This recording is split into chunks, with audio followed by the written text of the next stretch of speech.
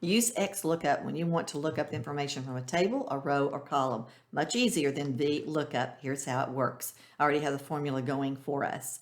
The first thing it's going to want to know is where is the value you're looking up.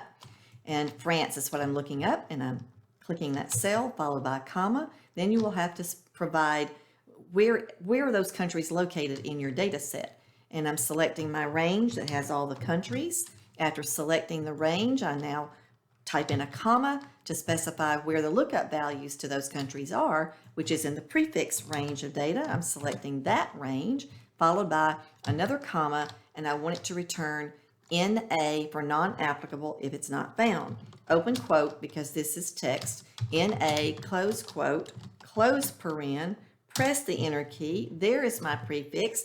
And now all you have to do in the future is change that country value, and you will have another prefix lookup.